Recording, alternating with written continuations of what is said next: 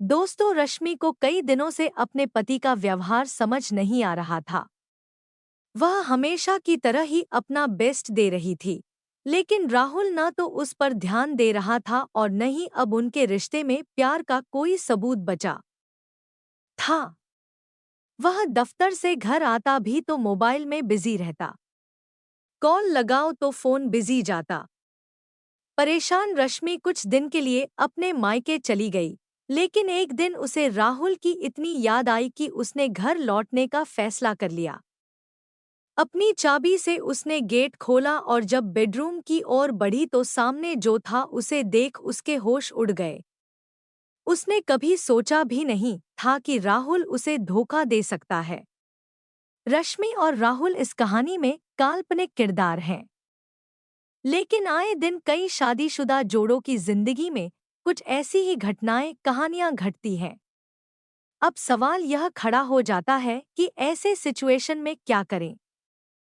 आखिर इन हालातों को कैसे रश्मि को कई दिनों से अपने पति का व्यवहार समझ नहीं आ रहा था। वह हमेशा की तरह ही अपना बेस्ट दे रही थी, लेकिन राहुल न तो उस पर ध्यान दे रहा था और न ही अब उनके रिश्ते में प्यार का कोई सबूत बचा था। वह दफ्तर से घर आता भी तो मोबाइल में बिजी रहता। कॉल लगाओ तो फोन बिजी जाता। परेशान रश्मि कुछ दिन के लिए अपने मायके चली गई, लेकिन एक दिन उसे राहुल की इतनी याद आई कि उसने घर लौटने का फैसला कर लिया। अपनी चाबी से उसने गेट खोला और जब बेडरूम की ओर बढ़ी तो सामने जो था उसे देख उसके होश उड़ गए। उसने कभी सोचा भी नहीं था कि राहुल उसे धोखा दे सकता है। रश्मि और राहुल इस कहानी में काल्पनिक किरदार हैं, लेकिन आए दिन कई शादीशुदा जोड़ों की जिंदगी में कुछ ऐसी ही घटनाएं कहानियां घटती हैं। अब सवाल यह खड़ा हो जाता है कि ऐसे सिचुएशन में क्या करें। आखिर इन हालातों को कैसे संभालें। अगर महिला किसी अन्य शहर में रहती है तो उसे तुरंत रिश्तेदार या दोस्तों का सपोर्ट मिलना मुश्किल है। हालांकि इस स्थिति में कोशिश यही रहना चाहिए कि उस वक्त के लिए पति के साथ एक घर में अकेले न रहा जाए।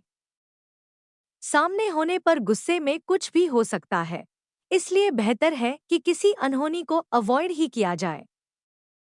चाहे तो आप होटल में रुक सकती हैं और फिर फोन पर अपनी फैमिली को सूचित कर सकती हैं।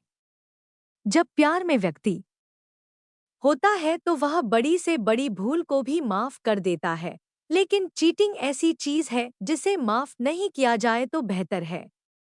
एक बार धोखा दे चुका व्यक्ति दोबारा ऐसा नहीं करेगा, इसके चांस बहुत कम हैं।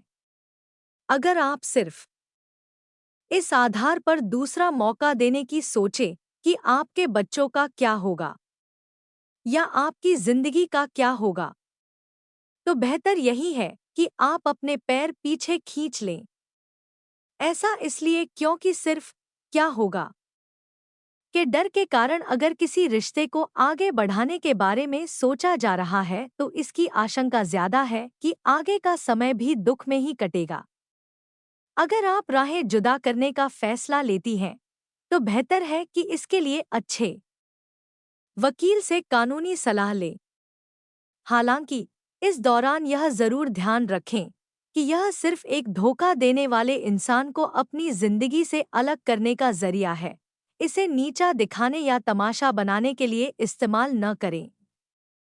यकीन मानिए, इससे आपको ही ज्यादा हर्ट फील होगा। ऊपर से दूसरी ओर से आने वाले कड़वे शब्द आपकी सेल्फ रिस्पेक्ट को भी ठेस पहुंचाएंगे।